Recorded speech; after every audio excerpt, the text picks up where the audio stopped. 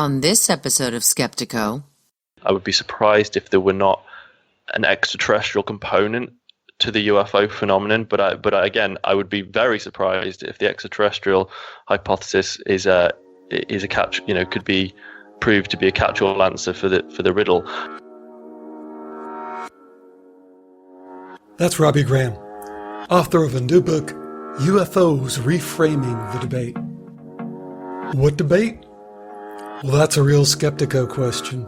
Like, how does frontier consciousness science, like the recent near-death experience science published by Dr. Sam Parnia as part of his AWARE study, how does that factor into the UFO question? And they had one case only that they could use, and even that case couldn't prove anything. So respectfully, Robert, you're misrepresenting that research. The lead investigator, Dr. Sam Parnia, who's a worldwide recognized expert in resuscitation, his conclusion is that consciousness survives bodily death. Dr. Pin von Lommel, Dr. Jeff Long, every researcher who's actively involved in studying near-death experience has come to the same conclusion. You can't take their work and then just put a spin on it based on your interpretation of it. And does UFO research lead to the kind of deep spirituality I like to talk about? I don't feel I'm any more or less spiritual than I was when I first became attracted to the subject when I was a teenager. I consider myself to be a spiritual person, but I've shaken my dogmatic attachment to UFOs. And since I'm always keen to look at the conspiratorial angle, how does the deep state factor into this? And what about disclosure? I mean, it really ultimately comes down to where you stand on how trustworthy and decent governmental structures, if you take them to be fundamentally corrupt, and when you recognize that the official interactions with the UFO subject have been characterized almost totally exclusively for the past 70 years by deception and by psychological warfare, why do you believe anything that these same official bodies have to say on the UFO subject on a hypothetical disclosure day?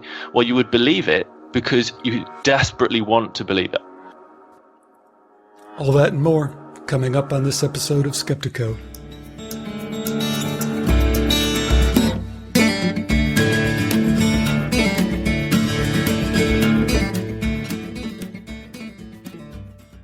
Welcome to Skeptiko, where we explore controversial science and spirituality with leading researchers, thinkers, and their critics.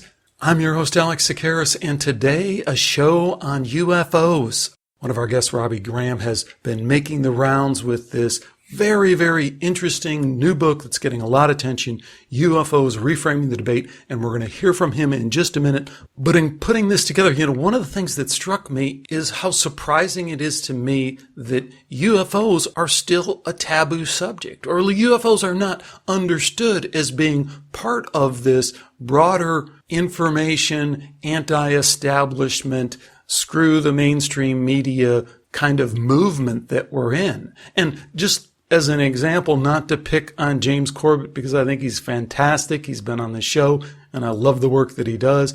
He publishes the Corbett Report and produces so much high-quality alternative media that's commenting on things that are going on today. Look at what he has to say about UFOs. Nothing. Crickets. Or are UFOs a psyop? I mean, I don't get it. I don't get how anyone who's awake in any way, like trying to be spiritually awake or consciousness awake or conspiracy awake, 9/11 awake or anything like that. I don't know how you're not interested in UFOs. I don't know how you're not up to your neck in data that you're sorting through. So I say that because even though you'll hear a little bit of infighting between this out group of people who are interested in UFOs, I totally support where these folks are trying to take the discussion and trying to bring people's attention. So I commend them for that. No more of an introduction really necessary, except to alert you to the fact that the interview seems to end and then we have a little after talk that we all agreed we'd include in the conversation. So stick around for that after the interview seems to end.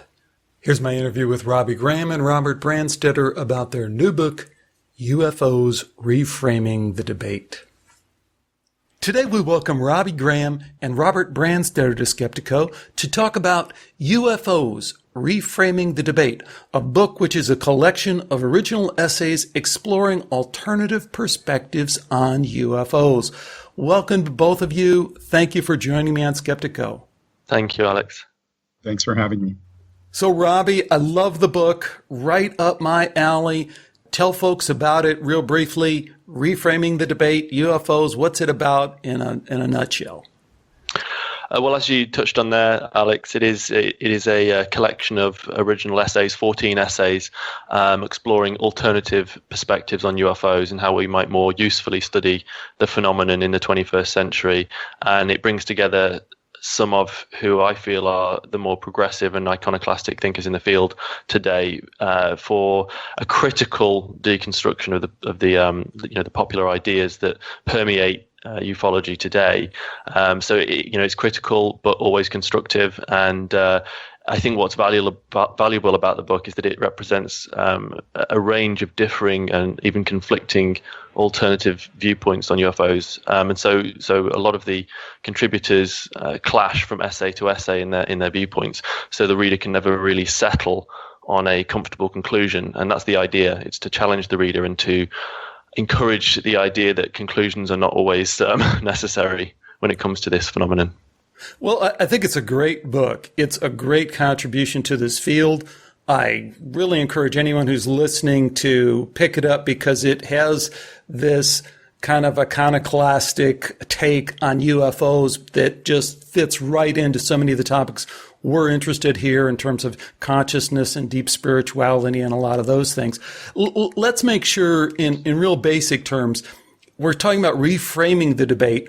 What do we understand? What do you understand the debate to be in broad strokes that needs to be reframed? Well, the problem with popular ufology is that there is no real debate, in my opinion.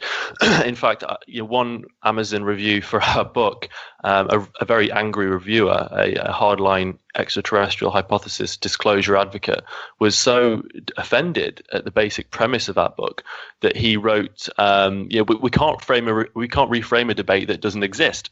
So in his opinion, there wasn't even a debate to reframe. He was of the opinion that the ETH is the answer to the phenomenon, is a matter of fact. And despite a wide range of, as I say, contrasting and conflicting viewpoints presented across 14 essays, he found literally nothing of value in its 300 pages. So he decided to give the book 1 star and essentially cautioned against anyone else reading it lest it pollute their minds. He sort of saw this as a total affront to his deeply cherished beliefs.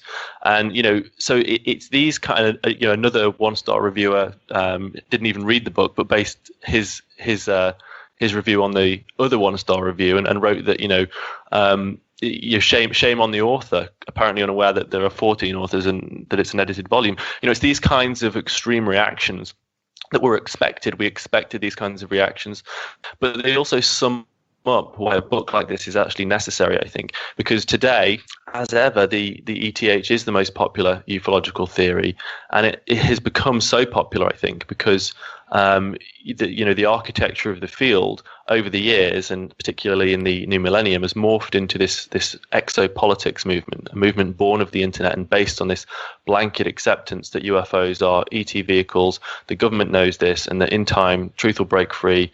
Enlightenment will, sweep the world. But, today's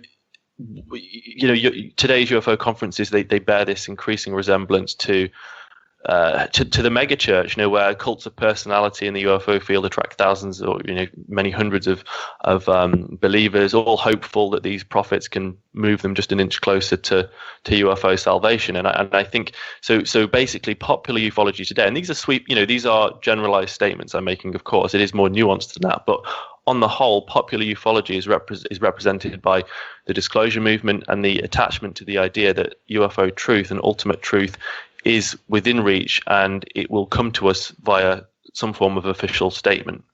So that's a simplistic and reductive approach to the UFO phenomenon, I think. And I think if you look at the grassroots report spanning 7 decades, and when you really take it down and take it back down to its roots, you see that the phenomenon seems to be far more complex and multifaceted than just the ETH. Without rejecting the ETH, it seems to be far more complex than that.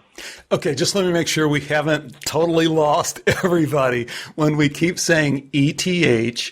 You did say within there what you're talking about, but this idea that people often use the term nuts and bolts.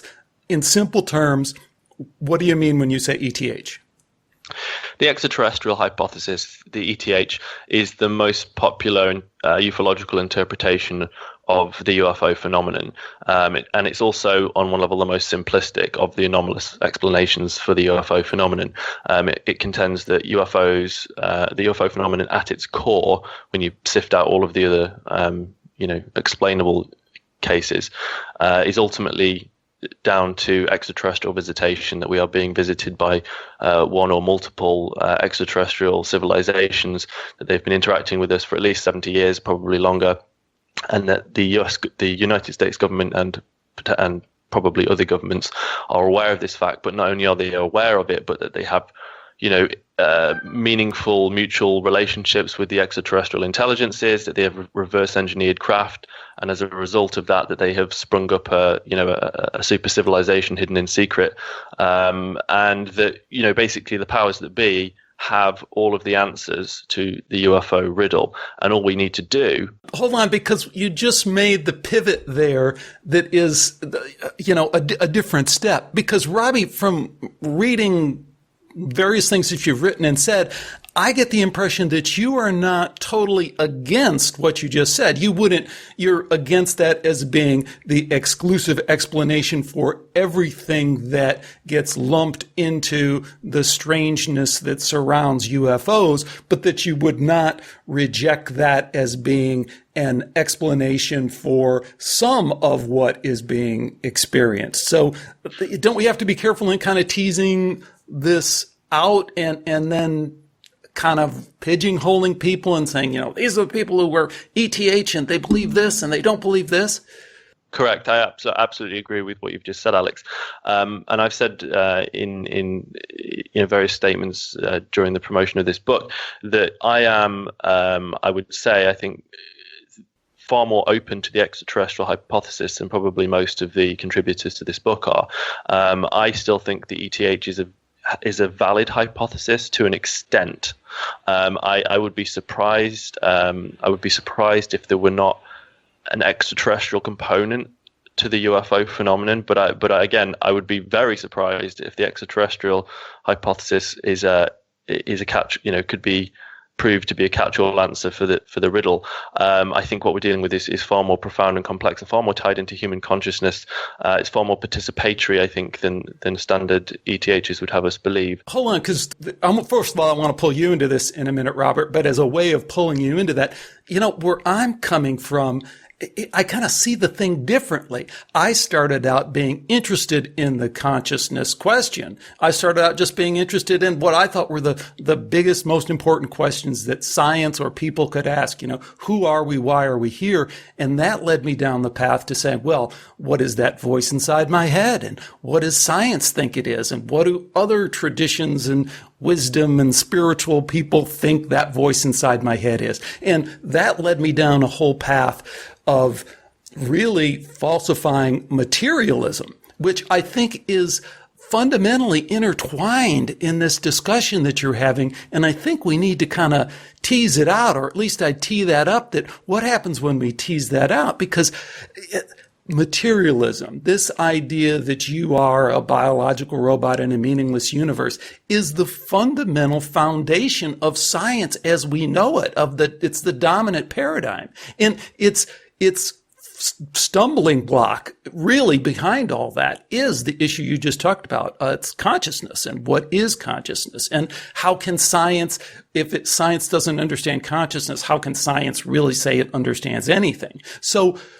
are we mixing together two things that until we pull them apart, are you confronting people with the ET hypothesis who that is the outward manifestation of what their issue is, but the real issue is, don't take away my materialism. Don't take away this idea that the world is out there and we can measure it and understand it, when the frontier science is telling you, well, it's not exactly out there and we sure as shit can't measure it.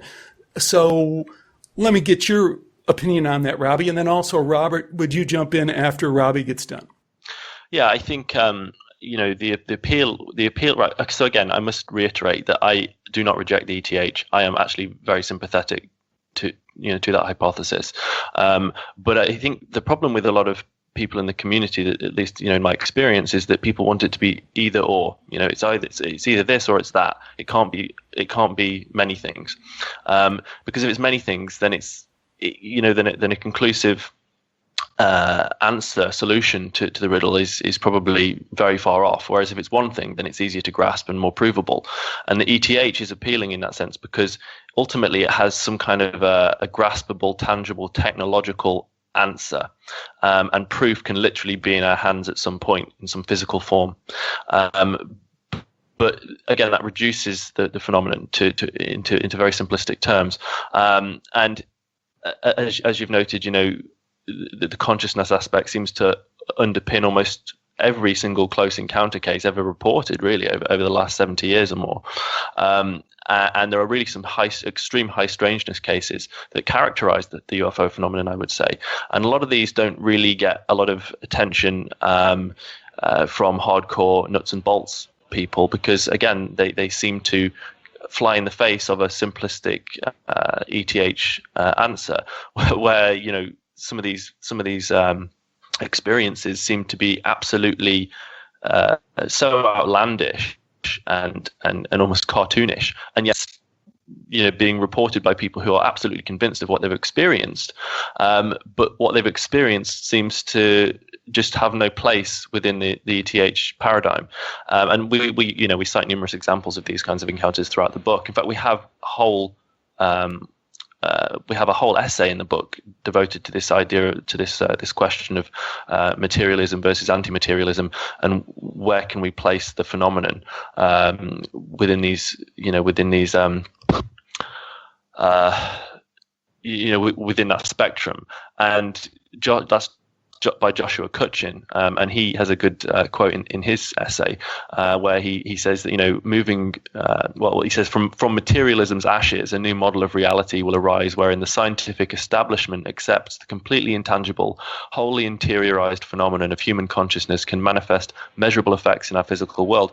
And this is something, again, that Rob explores to some extent in his essay, and Greg Bishop explores in his essay. What do we bring to these experiences? Are we simply a spectator, having no control over what is experienced and witnessed, or do we play some participatory role?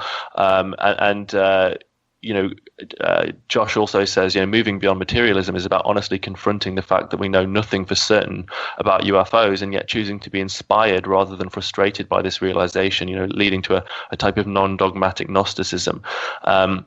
So the essays clash back and forth between materialist approaches, people advocating traditional scientific nuts and bolts approaches to the phenomenon, and then others who say, screw materialism. We need to get to grips with the really mystical aspects of this, really, and things that are tied in much more directly to who we are as a species. We need to stop externalizing the phenomenon as being something out there that is happening to us, and potentially recognize it as being something that is closer to home in some respect, or it could be both. So the short answer is I don't.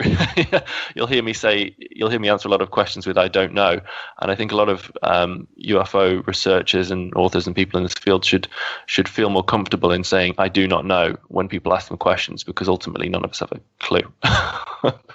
Robert, where do you stand? Screw materialism or no? I like Robbie. I walk a bunch of different lines when it comes to this, as somebody who defines himself as an experiencer and as somebody who has witnessed craft. Although I've arrived at a point in my life now where I couldn't actually tell you for certain that the things that I saw were nuts and bolts flying saucers, even though that's exactly what they look like to me and the other people that witnessed it. But yeah, the direction that I've gone in over the years, and I think here's a good a parallel to this idea of the materialist, versus idealist consideration is to look at Jerome Clark's model for how we understand UFO cases. And his notion is there's two camps. There's experience anomalies and there's event anomalies. Event anomalies are these hardcore materialist, factual-based events where you've got radar traces, confirmed witnesses, real critical evidence that we can actually talk about and see and witness, and it's not discontinuous. It happens all in a consistent stretch, and there's only a handful of those. I think, in existence, really. Whereas what dominates the history of ufology and case history is experience anomalies. And experience anomalies are things that are witnesses, that happen to witnesses. And Clark says this is alive only in the memory and in witness testimony. That's the only place it exists. And in this way, the majority of what we talk about in the history of UFOs is really about a personal experience, and it's a story. At its core piece, it's a story that is told from one person to others. If you want to extrapolate a materialist reality or project a materialist reality onto these stories, I think that's a very dangerous thing to do. I think the better thing to do is to look at, well, what's the one materialist component that we've got in these stories, and that's the witness themselves. And one of the things that gets advocated most inside of this book is to pay more attention to that physical, living, breathing witness who's had the experience, and let's look at what's happened to them, because I think we can get more purchase on perhaps this very slippery and oblique phenomenon by looking at impact on witnesses than we can in trying to make assumptions about the stories that they tell, and then trying to find facts to fit those spaces and try to build a materialist paradigm out of the UFO event, when truly, I think that's a big challenge, and there's a lot of assumptions that get made when we start going down that road. I don't know. I'm kind of back and forth with this. I mean, I think when we start mixing in materialism and then we kind of get in this in-between zone, why are the accounts of experiencers any less materialistic? I mean, why are they by definition any less materialistic than the accounts of someone who sights a craft and sees it on radar and sees physical trace elements left behind? And why do we want to get into a numbers game of saying, gee, there aren't that many, there's only a handful? I mean, we're iconoclast, let's destroy one paradigm at a time. I mean, if the ETH hypothesis dismantles, just completely annihilates the existing scientific paradigm that we're in, which it does, isn't that enough to just say, okay, let's advance as far as we can the ETH hypothesis, acknowledge that it may not be valid for the breadth of all the experiences, but again, crush one paradigm at a time, eh? The problem with the ETH, and as you know, I'm supportive of it to an extent, but right. The problem with it is that it has dominated ufological discussion since the birth of the modern phenomenon almost, and we are no closer today to proving it. So it's all very well talking about advancing it, and I'd be all for that. But I see no way of doing that with the current questions that are being asked of the phenomenon and the current approaches that are being taken towards studying it, and. We're only 70 years approximately into the study of the modern phenomenon, and so for example, the disclosure advocates say, well, 70 years is 70 years too many. We should have disclosure by now, and we should be living in a new world. 70 years is absolutely nothing. It barely registers on a cosmic timescale. We're in a real big hurry to have the ultimate answer to something that is, so profoundly bizarre. Well, of course we are. Why would we not be in a hurry? Of course we are, but we need to recognize that sometimes you need to sort of slow down and start asking different questions. And if you're no closer to proving something after 70 years, which again is no time at all, but people perceive it to be a great amount of time, then perhaps you should start to go down some different paths. And I think it would be madness to not recognize the potential of the human experiencer in shaping to a considerable degree the experiences that are reported. We do ourselves an injustice as a species, as a creature, as a machine. We are tremendously complex. We barely understand the processes of our cognition and consciousness, and yet we sort of have no desire to study that part of it, the part of it that's closest to us. We seem to want to externalize it, as I've said, as something that's happening to us from afar, and our role is that of spectator, and all we need to do is to sort of put our hands out to the powers that be and say, please tell us. And so it sort of disempowers the individual. It disempowers and discourages grassroots research. Oh, see, I agree with you all along. And then at the end, I just want to go, wait a minute. I mean, your book is a tremendous contribution. I said this in the email and I'll repeat it on air because it's just true. It's not just a tremendous contribution to the field of the study of UFOs and strange phenomena. It's a contribution to our culture. These are the kind of questions that are fundamental to who we think we are, who's shaping our culture, how it's being shaped, our scientific community. It's fundamental. So I say that, there's something coming at the end of it. I mean, some of the discussion we're going to have is going to be inside baseball. Everyone needs to go out and get this book, UFOs Reframing the Debate, so you can join the conversation. But now, once we're in this conversation, I got to poke at you a little bit in the spirit of Skeptiko and of course, perpetuating doubt, which I feel is the ethos here. And some of this is a little bit of infighting within an out group. And we also have to, I think, identify that. So I'm interested in UFOs. You're interested in UFOs. We're an out group. But what's the first thing we do? Well, we start picking at each other. And, that's just the way the thing goes too. And but I think it is important to kind of recognize that and see how much of that is at play and not. So with all that, let me get back to the ETH. And I want to give you an example of where I'm coming from. Stanton Friedman, who anyone will acknowledge is a giant in this field. No matter how you cut it, he was there from the beginning. He's made a tremendous contribution in terms of public awareness and solid information, and he's dug up a lot of stuff. And I like the guy too. But I think that when I hear people have jumped on the consciousness bandwagon and then have tried to apply it to UFOs, and he gets held up as this like punching bag about consciousness, and I don't see it. I'm telling you, I interviewed the guy, and he's all over the consciousness issue.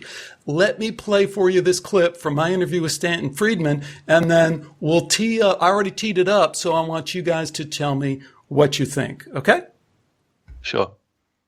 We do have to acknowledge, as you did in your work with Betty and Barney Hill and other places, that we do come across telepathy, mind control, psychokinesis, and all the rest.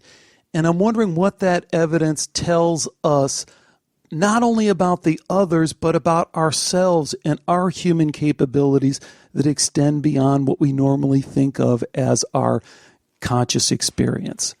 Well, it's a very important point because I'm convinced that any advanced civilization will know about telepathy and mind control and communication at a distance. And it really came home to me when I was standing at the exact location where Barney Hill was standing when the saucer was over their car, and he's looking through binoculars at the crew on board. And then, for no good reason, they jump back in the car. He's very frightened. And they get off the main road, Route 3, and they go onto a secondary road. Then they go onto a dirt road, which Barney would never have done. And he winds up alongside the only place in the area where he could land in, let's say, 80-foot diameter flying saucer. It was a sandy area. There are trees all over the place, but this area was big enough to get a saucer down in. And it was clear proof to me that these guys were directing his actions. And also remember, as part of that story, and so many stories like this, that they were directed to forget what happened. I want to give you both a chance to respond to that, but I want to make it clear that when we're talking about telekinesis and we're talking about extended consciousness, it's just a hop, skip, and a jump to demonology, fairies, any other realm of extended consciousness that we want to get into. And I think you'll acknowledge that, but go ahead. Maybe Robert, you want to take first stab at it first, and then we'll let Robbie do it. Sure, absolutely. Because I would say that, where Stanton's fault is there is he is taking a story, and a really intriguing, incredible story, and one that is in many ways the birth of abduction, discussion. And he's using it as facts, as evidence of alien agency, that the aliens are acting upon Barney. They're making him think certain things. And at the end of the day, those reports of telepathy and telekinesis that are taking place inside of people's minds, I don't think we can ascribe them immediately to an agent that is conscious, that is a non-human intelligence. I think that's the big leap. And I think that's the dangerous thinking mode that kind of takes us off into a territory where we can't actually talk about it in any real and concrete way, because then anything is possible at that point in time. Maybe better is to explore Barney, the experiences that he had, how it affected him, how it impacted him, and understand how inside of these high strange cases, and I think high strange cases tell us something very significant about the nature of the phenomenon, that in the high strange cases, it appears that the human being is a bigger participant in it, and we need to look more at the relationship of issues of perception and cognition and consciousness, and how do these work inside of these extreme events, as opposed to making to me, a huge leap in the wrong direction to say, this, I have proof of this now. I have proof of telekinesis. I've got proof of telepathy. The aliens are talking to me. And I think that's the misstep that ufology has taken for a long time, is to take stories and turn them into evidence and facts, and then base the ideology around them, as opposed to working with the only concrete piece, which is the witness themselves, which might lead us into deeper understandings of consciousness itself. Robbie?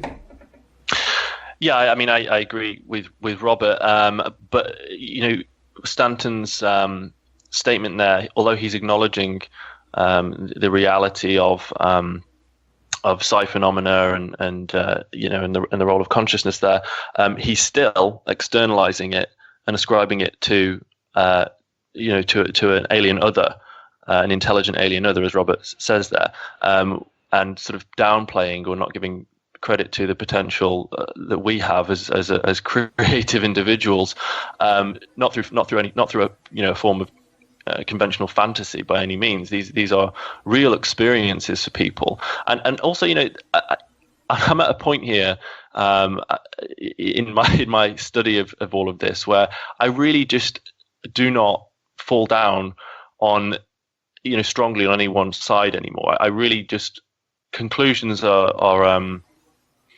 kind of meaningless to me at this point now, and so I can fully entertain the idea that what Betty and Bonnie experienced was absolutely an extraterrestrial intervention in their lives. It could very well have been. There's no proof of that at all. There is circumstantial evidence that's been interpreted through cultural ideological frameworks over many decades, but there's no proof of it. And just as there's no proof of the ETH, it's a valid theory in theory,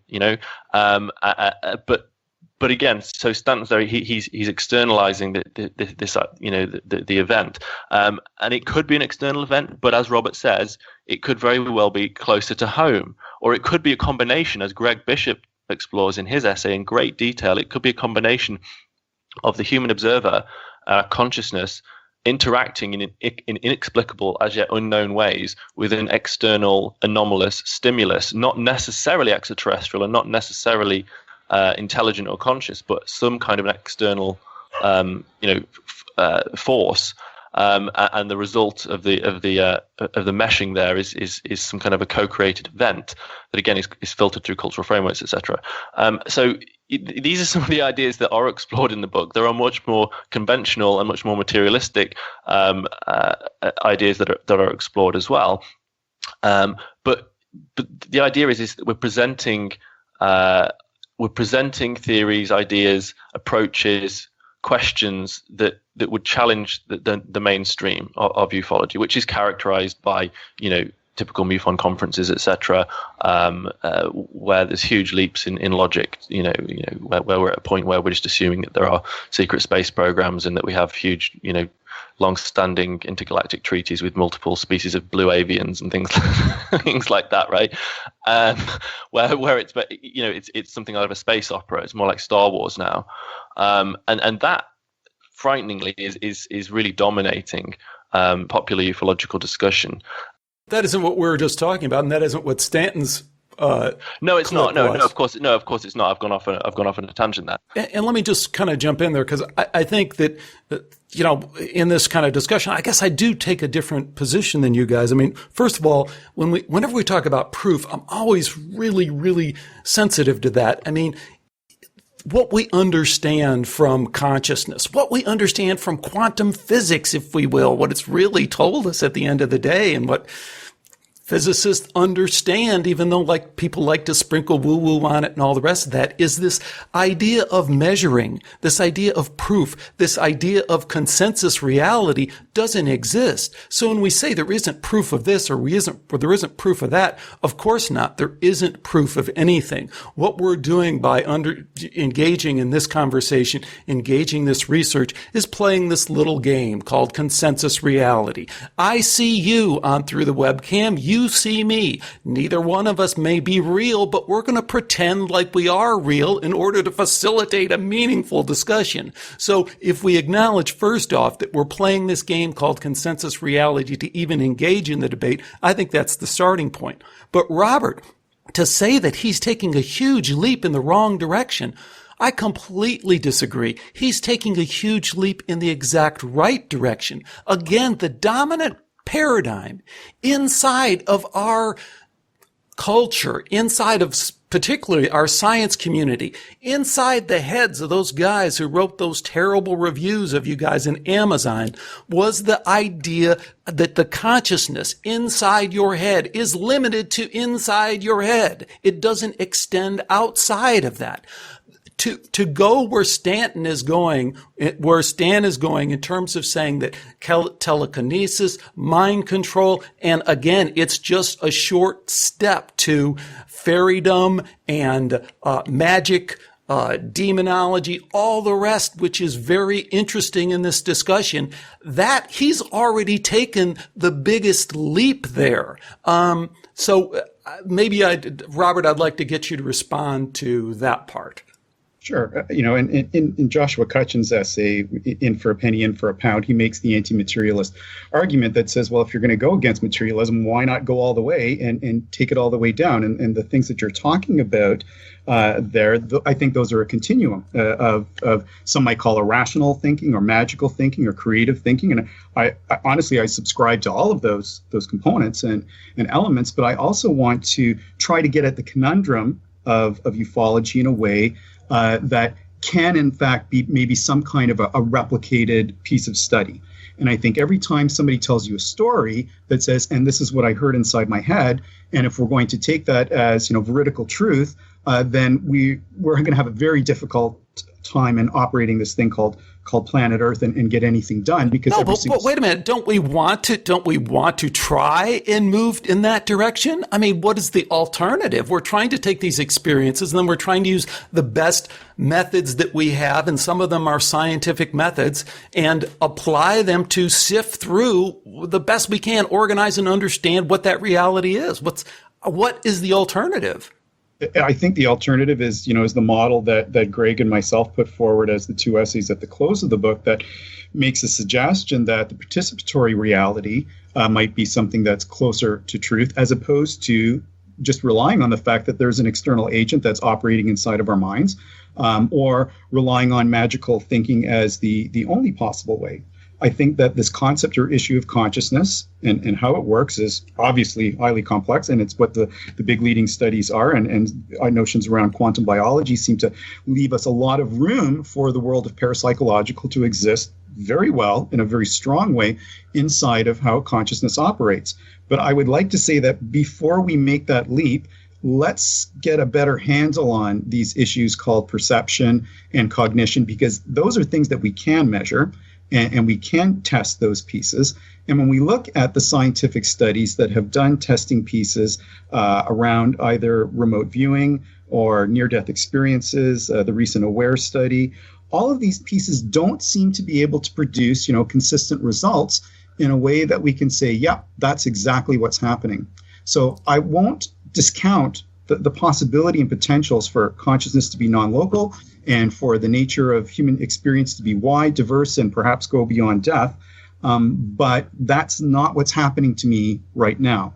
And when I look at the stories that... But that's what the evidence suggests. I mean, you can sort and No, the sift stories suggest that. The stories suggest that. And feelings suggest that. Hold on. I've done 100 shows on near-death experience. I'd love to engage in that discussion, because clearly what the near-death experience science tells us is by all the means we have of understanding our biological existence that we call life, consciousness as we understand it extends beyond our bodily death. That's a given. That blows the paradigm away. So again, I'm not sure how you pack that back into what were you calling it? A participatory understanding of consciousness? Sure. Co-creation hypothesis is what Greg uses as a model for ufology or is this like UFO. A super psi kind of thing? I don't think so. I think it recognizes that the way that perception takes place is that we ourselves are incredible participants in the nature of perception in terms of the things that happen inside of our minds. And those things are based on our biology, around our culture, around our personal training and experiences that we've had. And the brain does calculations for us. And we also understand that the act of seeing really only records 10% of reality in the moment. The other 90% is constructed out of previous recordings. So you're a brain-based guy, mind equals brain. Well, no, I would not say that. I'm not prepared to say that. I'm just recognizing how brain works. And I think it's important to look at how brain works. So when they did the AWARE study, and I think that was 2009, where they did a global study in hospitals around the world, and they had, viewing things that people could see after going into cardiac arrest that they could only see from the ceiling. And they had one case only that they could use, and even that case couldn't prove anything. Respectfully, Robert, you're misrepresenting that research. The lead investigator, Dr. Sam Parnia, who's a worldwide recognized expert in resuscitation, his conclusion is that consciousness survives bodily death. Dr. Pin van Lommel, Dr. Jeff Long, every researcher who's actively involved in studying near-death experience has come to the same conclusion. You can't take their work and then just put a spin on it based on your interpretation of it. You got to go, at least I think as a starting point, with their conclusion, don't you? No, I think you got to go at a starting point of the conclusions of everybody else and other doctors surrounding them who are saying that we don't have evidence for this. So what I will go with, though, is I'll go with somebody like Stuart Hameroff, who gives a scientific possibility for how consciousness can be non-local through quantum biology. And I can glom onto that a bit. And as somebody who's, he's also the anesthetician who's studied gazillions of near-death experiences. And he has to admit at the end of the day, what I've got are anecdotal pieces. I've got incredible stories. And we've got incredible stories of reincarnation, near-death experience that you read them on the face of it. They go, oh, my goodness, it's true. And you can do the same with a lot of ufological stories as well, too. Although, being an eternal zeteticist, and I'm going to give doubt back to you when we talk about being doubtful, I can't say that that's the be-all and end-all answer by a group of people who believe very strongly in a certain field and that they've got confirmation of it through the anecdotal stories. I'd like to see things replicated. I'd like to see things be studied in ways that we can reproduce it and say, yeah, we've got a marker for that. It's true. And we can't do that with ufology. And they've attempted to do it with near-death experiences. And I would say that there's more proof that they didn't get something tangible that they could come back to the scientific community and say, yeah, consciousness is non-local. We survive afterwards. I'd love to believe we survive afterwards. I'm enamored with the stories of that. They're replete throughout my family history, and everybody's got those stories. But I also want to be able to say, well, but this is what's reproducible, and this is what we can measure, and say, yeah, it's actually there. Well, this is turning into a very interesting discussion about so many wide-ranging issues. And I think it also touches then, in the process of doing that, on the personal aspect of doing this kind of work and being brave enough to ask these kind of questions. And that leads me into something I wanted to bring up with you, Robbie, because I commend you both for being brave enough to kind of look at this stuff and then be controversial, iconoclastic, and all the rest of that, because we have to acknowledge in our little community here that 99% of people aren't asking these kinds of questions, at least at this level. So I think it's awesome that you're doing that, but I think there's struggles with it as well in terms of personally and all the rest of that. Let me play a clip that I pulled from a presentation that you gave a while back on this very excellent book you wrote a couple of years ago, Silver Screen Saucers. I think it'll be self-explanatory in terms of shoehorning us into this next discussion topic. While many UFO researchers undoubtedly would consider their vocation or hobby a selfless one, I regard my own obsession with the subject, and it's fair to say that I am, or rather I was obsessed, to be hugely self-indulgent. I've dedicated the past several years of my life to the study of UFOs, and specifically to Hollywood's depictions of the phenomenon, but to what justifiable end I can't say. I find the world around me to be enchanting, but also deeply troubling and alienating. UFOs offer me an escape into the unknown and unknowable, and this appeals to me beyond my means to express.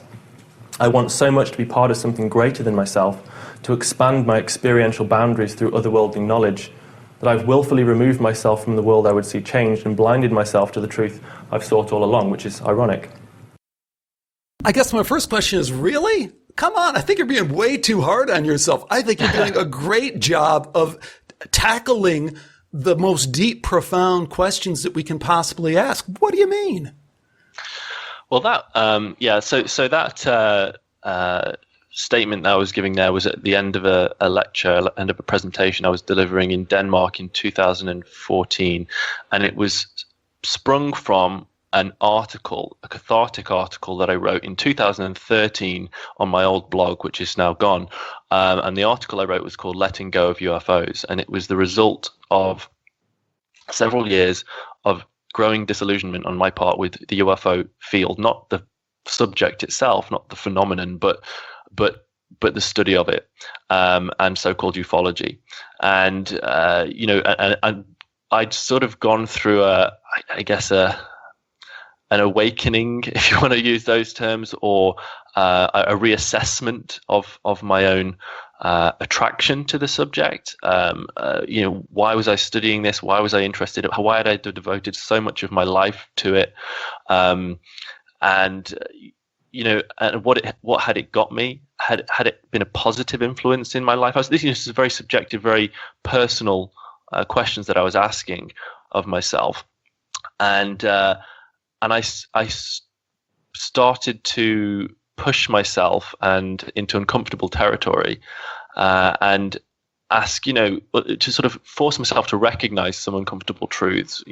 One was that, up to this point, I had been the hardcore ETHers that I've been describing in the earlier part of our conversation here, Alex. As most people who get into UFO field, they come in through the ETH paradigm and they stick to it and become more attached to it as they go on. And once it's got you, it's kind of hard to shake it. And in my experience, very few people actually do. And I haven't shaken it. As I say, I still think it's a valid hypothesis, but I've expanded my perspective, I would say, and I had to force myself to do that. And the essay the article that I wrote back in 2013 was kind of an actualization of these ideas that had been going around in my brain.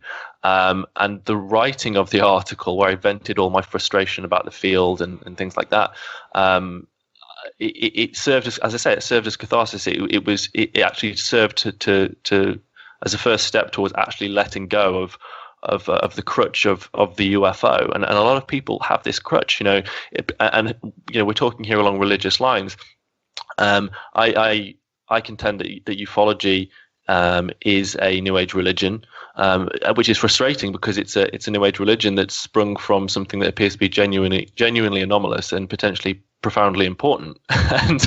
But nonetheless, the phenomenon itself lends itself to faith-based religious interpretations, and so I started to recognize that indeed this was a faith-based field to a large extent, although there is some science done, and has been some science done, and continues to be some science done. It's largely a faith-based field, and I sort of started to ask these, as I say, very difficult questions of myself. And so eventually the article that I wrote actually turned into a lecture which I delivered in here in the UK and I delivered in Denmark. So I delivered it twice in total, and the response to it was interesting. I thought I would be booed out of the room on the first time I delivered the lecture in England, but I received a standing ovation, and that came as a real shock to me, because it kind of took the pulse of where people were, at least in the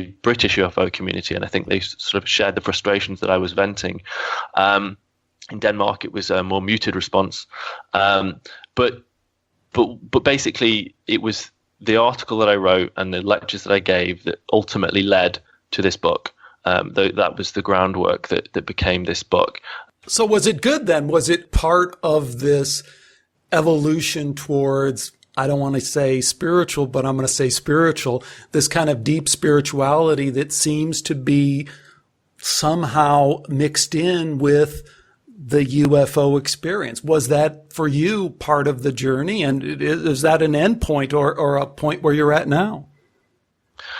I don't feel I'm any more or less spiritual than I was when I first became attracted to the subject when I was a teenager. I consider myself to be a spiritual person, but I've shaken my dogmatic attachments to UFOs. I think I can say that quite honestly and comfortably now. I really just have, as I say, I just do not know. Right. Miguel Romero, Red Pill Junkie, who wrote one of the essays in this book, he recently said in another interview, he said, we need to acknowledge that we don't know F about UFOs, and we said so.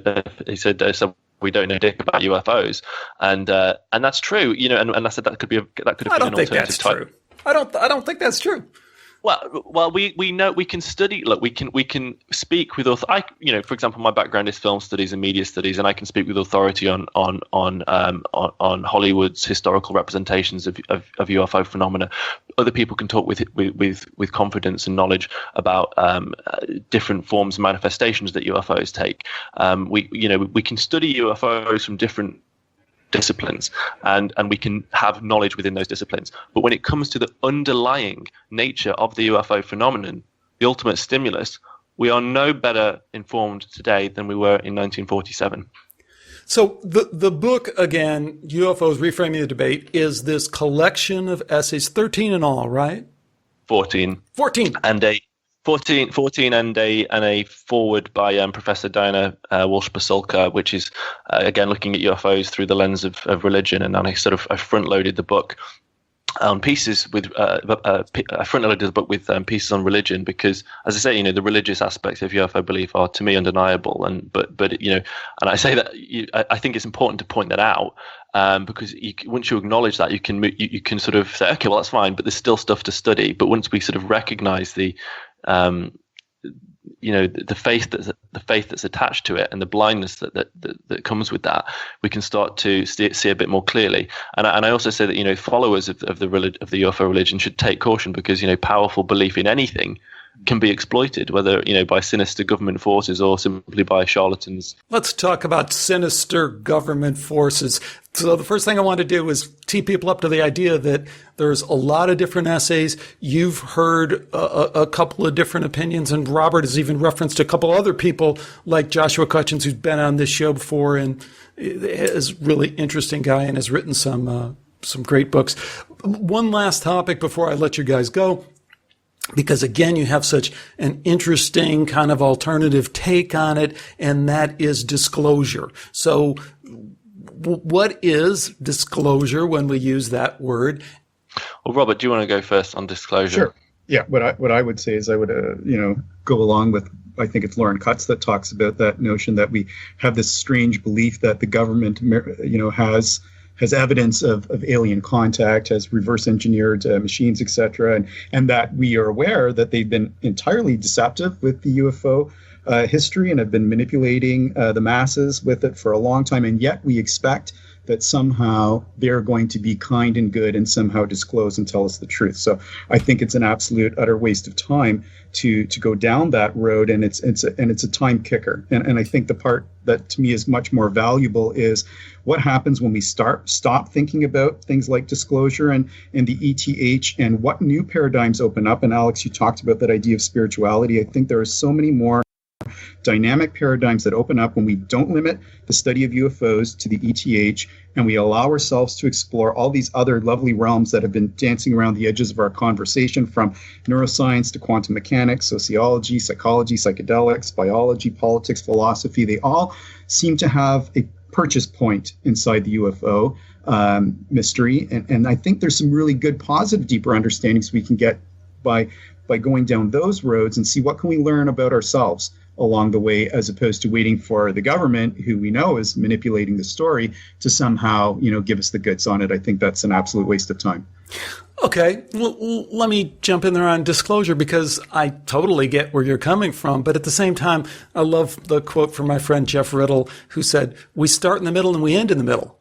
So at this point where we're at now, we have the dominant control mechanism in our culture who, as you say, knows something and is withholding something. And even worse, they are intentionally misleading us in a direction, and we don't even know why they're doing that. So do we want that to change? Of course we want that to change. Should we wait and not do anything until that changes? No, but I don't quite get where you guys are coming from when you say, don't worry about disclosure, or, screw disclosure or anything like that. I just think we of course we want that, don't we? Well, so my position on this is I mean, it really ultimately comes down to where you stand on how trustworthy and decent governmental structures. No, it isn't. No, it doesn't. We know they're not. We know they're liars. Right. So the point is if you take them to be fundamentally corrupt when it comes to issues of national security like this, and when you recognise that the official interactions with the UFO subject have been characterised almost totally exclusively for the past 70 years by deception and by psychological warfare, and this is demonstrable through officially declassified documentation. There's ample evidence to suggest that psychological warfare campaigns have been waged through the UFO community and through the UFO subject, and obviously there's huge evidence of historical secrecy on the subject, and as I say, deception. So if official interactions have been characterized exclusively by deception, why would you believe anything that these same official bodies have to say on the UFO subject on a hypothetical disclosure day? Well, you would believe it because you desperately want to believe it, because an individual would desperately want to believe it, because they recognize that they are potentially not going to get any conclusive answers to the phenomenon through through grassroots study within their lifetime. And so let's just kind of pull the wool over our own eyes and say, okay, I'm just going to accept. I know you're a bunch of liars and potential psychopaths, but I'm just going to trust what you tell me because I so desperately want you to tell me. I've been waiting for so long, and as long as it's got as long as there's aliens in there, I'll just take it. And if you do that, well, good, come on. So my position is that there is nothing that the U.S. government nothing is probably not the right word. There's something, but I get your point. Oh no, they have. I believe that they have plenty. They're sitting on plenty of information. And but the point is, even if they've been studying this phenomenon for all of these years, and I'm sure they have, and there's evidence to suggest that they have, again, we are. Although they may have thrown billions of dollars at it over decades, we're still, the people who are throwing the billions of dollars at it are still monkeys like the rest of us. We're still an extremely primitive species, and there's only so far our understanding can go, regardless of what technologies we're utilizing to understand other phenomena. And again, if we look at what people are actually reporting at a grassroots level when it comes to UFOs, these things seem to go far. They're just so baffling. Truly baffling. I don't think that even after 70 years, any agency or organization will have cracked the UFO riddle conclusively. They will have drawn their own conclusions to an extent. They will have come up with some of their own theories, but they wouldn't have anything that they could disclose as saying, we've got it, this is what it is. Okay, but let's let Robert in here. Robert, though, don't we want to at least know what they know? And we can draw our own conclusions from it, which we will, but don't we want to know what they know? Can I just, before Robert answers that, can I just say, the question that you asked there, Alex, don't we at least want to know what they know? I would reply to that with, how can we trust what they claim to know? And the answer is, and there's no way of getting around this, the answer is we do not know that we can trust. We simply cannot trust what they claim to know. And if you trust it, you're nuts. That's it. You just so there is simply no way we can trust what they know. Yeah, and I think that, the notion of disclosure it's an ideological position, and I don't think we can trust them at all. And of course we want to know. We want to know everything. So what I'm going to do is put my money instead on one of the leading thinkers in the field, and that's Vallée. And Vallée, once upon a time, was the leading ETH proponent, and then has since come around, and much like Jerome Clark, who also says the ETH is insufficient, is suggesting to us that we need to leave ideology behind. That's his most recent statement at the Gay Pan conference, is we've got to stop bringing ideology to the table. We need to be much more open-minded in considering what is taking place. And he also identifies this notion that the witness experience is a process, and we should spend more time with witnesses. So I think this idea of looking for a patriarch or for somebody above us with more power to tell us what's really going on is always a frustrating space to be, and it disempowers us entirely. And if we want to go somewhere, we're going to have to be responsible ourselves and build a true field based on whatever,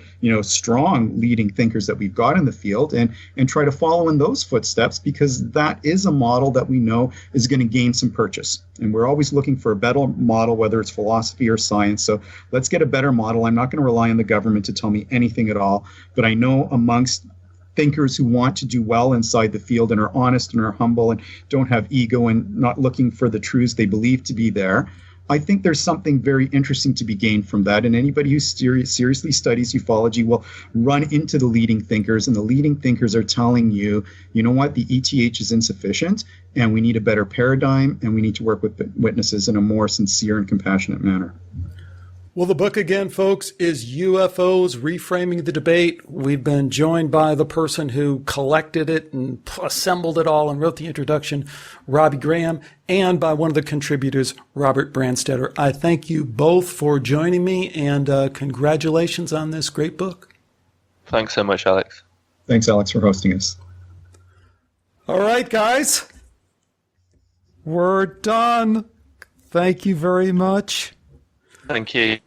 Robert, you got to do your NDE research, man. You got to do it, buddy. No, I did, and I've read the materials for years and years. No, and you just don't. You don't know, my man. You just don't know. When you say aware, and then you say aware proves this, and the authors, the scientists who are involved say something completely different, the burden is on you, man. You can't take a materialist position to leapfrog your way into an immaterial understanding of consciousness. It just doesn't logically make any sense.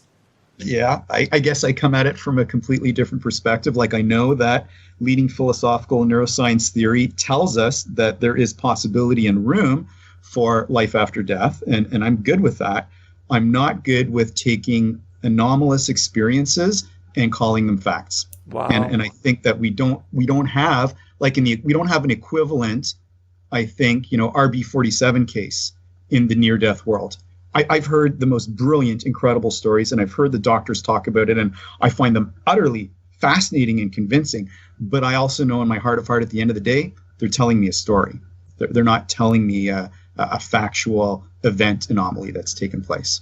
Well, I don't think you're ever going to get there, but by the best means we have of science, of EEGs, of measuring people medically, I'm telling you, with Aware, you have one of the leading experts in the world in resuscitation. He knows all about that stuff. And his conclusion and your response to it is, well, philosophically, I'm not there. Or you want to say, what's his name at Arizona? Great guy, and I've talked to him, but he's not really. I've talked to him, but listen to my interview about near-death experience. He doesn't say that about near-death experience. He totally backpedals because it undermines his idea of which is a good idea. It's an advancement, but it just doesn't get there. Consciousness survives death. We just got to deal with it. Anyways, it's just well. For what it's worth, Alex, I agree with you, but I'm no expert on it. But like I've done some research and I'm continue to do research. But like I don't know. I think I don't know. Yeah, it's interesting that we spent so long on that in our conversation. And I didn't think we did. I don't think it's going to come out that way. I mean I think that was good because it relate. I think it's related. Because it ties into what to the topic. I think that's probably a point I should have made, but never mind. Well, I think it's interesting that, I started out interested in consciousness and then became interested in UFOs. And you guys started out with UFOs and then became interested in consciousness. Yeah, that should be a good food for thought for people. I mean, Miguel Romero, say Red Pill Junkie, who wrote one of the essays, he back in I think probably 2012, because he used to read my blog a lot, and we used to sort of communicate online, and I think around about 2011, 2012, when I was still very much in the nuts and bolts kind of materialist camp on this. I should say, although I used to be very much in that camp, I've never doubted I've never questioned the reality of psi phenomena, but at the same time, I wasn't ready at that point to sort of to look closer to home for potential answers to the UFO phenomenon. But Miguel said to me, he said, if anyone with an open enough mind and who has the potential for serious critical thought, who stays with this subject for long enough, will go through the same process. And he said, right. you start off with the ETH, etc., and you stick to it, hard and fast, and then you start to become disillusioned with certain aspects, not necessarily the phenomenon, but or potentially the phenomenon, but also the field that studies it. And then you start to explore, you start to meet other people, you start to listen to other ideas, and you start to expand your mind and explore more curious theories. And I said no, and I was like nah, and he said you'll get there. Right. And little did we know then that he'd be writing an essay in this book that I edited several years later. And he's absolutely right. He's absolutely right. And I was totally resistant to what he was telling me at the time. And he was absolutely right. And I think that's true. I think a lot of people go through this process. I think the difference is, as I say, is I've never, and probably will never, completely reject the ETH because it just makes too much sense on a logical, scientific level. Extraterrestrial life surely exists, surely is more advanced than we are.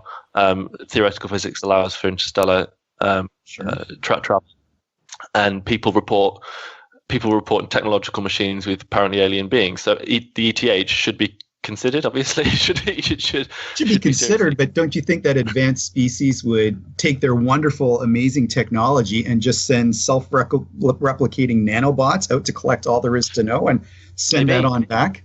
Maybe some would, maybe some have, but maybe some aren't at that. Maybe some aren't quite at that level and decide that they. The point is that we need to look at the term alien. It literally right. Alien, and we can't presume to understand how an alien intelligence would operate, because it is by its very nature completely alien to us, and so we project onto it what we think is logical. So I do think, as I say, I do think that there is a very strong possibility and likelihood, in fact, that there is an extraterrestrial component to UFOs, but I think that it's far weirder than that. I think it's weirder too. And I think an interesting parallel to the NDE piece is how it mimics in many ways the exact high strangeness of close encounter cases. And I think that's something worth thinking about in terms of the notion of dream logic and the kind of really interesting, trippy stories that people do tell, whether it's an NDE or a close encounter case. They seem to parallel each other in very interesting ways. And maybe this suggests to us that it's consciousness that needs to be investigated, not whether we know for certain if it continues, but just looking at. Of course, but you got to, like I said, you got to bust one paradigm at a time. You can't start with, you have to start with the data that you have. The data that we have is consciousness somehow survives. So then from there, you can start exploring, what is psychedelic consciousness? What is the DMT experience consciousness? What is, fairy consciousness? What is demonology consciousness? But if you're stuck in this idea that, no, I can't accept the data that at least we're able to collect, I don't know where you go with that. I mean, you got to be kind of fair-minded with the data, I think. I think, though, that, like any scientist is going to have different thresholds for what they believe is good data, right? So you've got your threshold for data. Other people have their thresholds for data. And that's why they disagree with other people's models. So there's a huge disagreement with the model of the NDE, confirmation that consciousness goes on, because they're not meeting the threshold of but you don't seem to even agree with the psi model. You picked on Stanton Friedman for psi, and psi's been proven in the lab over and over again. And then you got somebody like Dean Radin, who's just a parapsychology researcher, and took the double slit experiment and proved that consciousness affects the double slit experiment. So I don't know how you're flip-flopping between this kind of hardcore materialist position and then this kind of imaginal dream thing. That just kind of gets me. I don't get, so you can make those two things mesh together, but I don't see the mesh. Well, because I see that science, and this is what I like about Hoffman's, notion, is that science gives us a way out to say that, the potential for parapsychology to be a reality and for people to have, experiences of modalities that are completely alien to human perception and human consciousness perhaps are there. And I think that's a really interesting tunnel to travel down to see, well, what can it tell us that way? But I really, I see that every time in every UFO case that somebody starts talking about having a telepathic experience, I turn off right at that moment, because there's no way you can tell me what's happening inside your head isn't just a voice inside your head versus the aliens talking to you. So I'm much more interested in alien abduction stories where the aliens are actually vocalizing and speaking in languages beyond the ken of the actual experiencer. That seems completely arbitrary from my point. No, not at all. If you believe that language is something that is generated on a planet-specific nature, then the concept of one language communicating to another language from two different planets is beyond irrational. It'll just never happen. It'll just never happen. Telepathy is something else that's been proven in the labs. I mean, I don't know where you want to go with that. Enough. I got to go. It's awesome, guys. It's really an awesome book, and I'll do my best. Alex, I was going to say, Alex, I don't know if you were recording that last bit, but we had some good stuff there. Shame it wasn't in the interview. Well, I'm happy to include it in the interview if you guys want. I'm just always, if you're okay with it, I'm okay with it. I'm totally okay with it. I'm okay with it. I would have loved to have had another hour with you to actually flesh things out in a more specific way, because I don't think we really got to the full details of where it can all go. Because I totally support not just irrational thinking, but I completely support where consciousness has potential to be in terms of going beyond the human biology. But at the same time, I don't think we can leapfrog right away. I think we give more credit to a witness by talking about the nature of their biology first before convincing them that they're a star child. I think we need to give something more human to that witness that's taking place instead of trying to put them into our box. Not sure I totally understand that, but it's cool. I'll take it with that and go. Awesome, guys. Again, thank you so much for joining me. Talk to you later, Robbie. Nice talking to you, Alex. Thanks again to Robbie and Robert for joining me today on Skeptiko. One question I tee up from this interview, a very basic one. What do UFOs have to do with consciousness? Actually, it sounds like a simple question, but as you heard in the last hour, it's anything but simple, and there's a million different ways to slice it. So you don't have to slice it a million ways, just slice it a couple of ways and let me hear from you. Let me know what you think. You can send me an email, connect with me on Facebook, or, of course, join the Skeptiko forum, which I have to say is going through a little bit of a transition. Hopefully it'll be a good transition. I'm paring it down to focus more on the show, but some longtime posters who are doing some very interesting stuff have kind of gone off and started another forum related to some of these topics. So check all that out. You have to go to the forum and you'll kind of see what some of these other folks are doing. And of course, if you want to talk about the show, that's always available on the forum as well. So that's going to do it for this episode. I have some really good ones coming up, including an interview with Jacques Vallée, which is very exciting, and I think he has some really interesting things to say. And that's coming up next. I didn't plan to have 2 UFO interviews in a row, but that's the way it turned out. Please stay with me for all of that. Until next time, take care and bye for now.